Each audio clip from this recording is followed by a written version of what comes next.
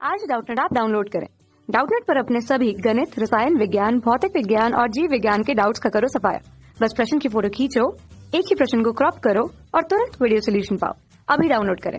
Hello दोस्तों, हमारा प्रश्न है गैलीलियन दूरदर्शी में यदि अभिदृश्यक की शक्ति प्लस 1.25 डायोप्टर तथा नेत्रलेंस की शक्ति माइनस 20 डायोप्टर हो तो श्रांत दृष्टि के लिए दूरदर्शी की लंबाई तथा आवर्धन क्या होगा बताना है। पहला है विकल्प 21.25 सेंटीमीटर नली की लंबाई और 16 आवर्धन। दूसरा विकल्प है 75 सेंटीमीटर तथा 20।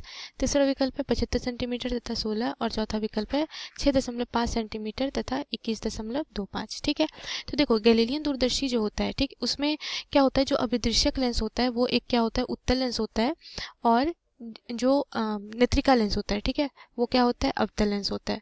इन दोनों के समायोजन से क्या बनता है, गैलीलियन दूरदर्शी, जिसके कारण जो खगोलीय दूरदर्शी जो होती है, ठीक है, खगोलीय दूरदर्शी जैसा ही इसकी व्यवस्था होती है, लेकिन खगोलीय दूरदर्शी द्वारा जो बना प्रतिबिंब होता है, अंतिम प्रतिबिंब, वह क्या होता है, वास्तविक और उल्टा होता है, जबकि गैलीलियन दूरदर्शी द्वारा जो बना प्रतिबिंब होता है वो क्या होता है, आभासी और सीधा होता है।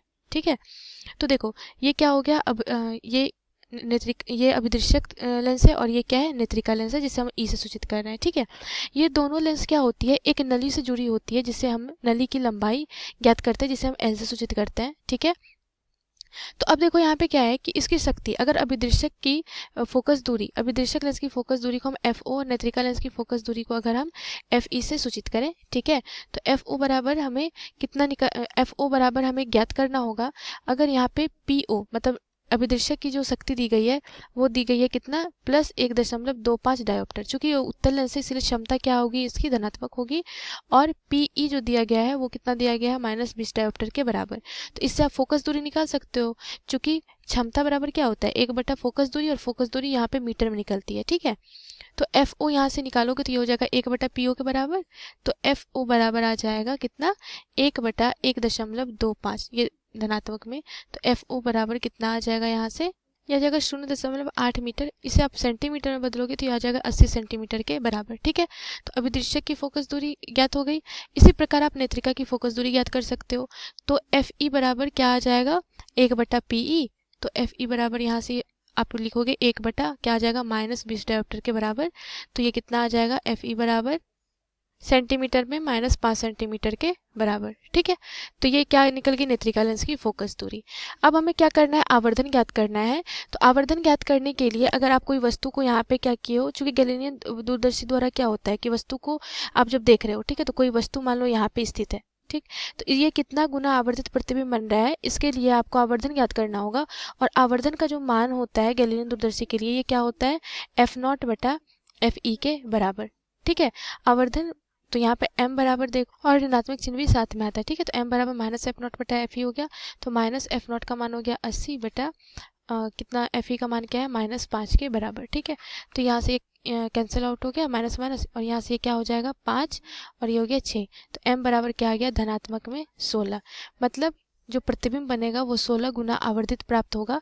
और धनात्मक चिन्ह क्या स्पष्ट कर रहा है कि प्रतिबिंब जो होगा वो कैसा होगा, आभासी और सीधा होगा। ठीक है, अब हमें दोनों नली की लंबाई ज्ञात करनी है, दूरदर्शी की लंबाई। ठीक है, तो ये क्या हो जाएगा, देखो श्रांत अवस्था में यहाँ पे देखो एक स्थिति दी गई है कि श्रांत अवस्था, तो श्रांत अवस्था होता है कि जब आप नेत्र से प्रतिबिंब को देख रहे होते हो। ठीक है, तो प्रतिबिंब, इसके लिए किरण आरेख जो बनता है, तो देखो क्या होता है, दूर रखी वस्तु से जब किरणें आती हैं, ठीक है, तो ये अभिदृश्यक से अपवर्तन के फलस्वरूप यहाँ पे आई डैश प्रतिबिंब बनता है, जो इस अवतल लेंस के लिए वस्तु की तरह कार्य करता है। ठीक है, जब नेत्र से आप देख रहे होते हो तो इसका प्रतिबिंब आई डबल डैश जो अंतिम प्रतिबिंब होता है, नेत्रिका लेंस द्वारा, जो गैलीलियन दूरदर्शी का प्रतिबिंब अंतिम प्रतिबिंब होता है, जो आभासी और सीधा प्राप्त होता है। ठीक है, तो श्रांत अवस्था में क्या होता है कि आपका जो ये प्रतिबिंब बनता है, ठीक है, ये जो प्रतिबिंब बनता है ये जो नेत्रिका लेंस के फोकस दूरी पे बनता है। ठीक है, मतलब ये जो दूरी हो गई ये कितनी हो गई, एफ ई के बराबर।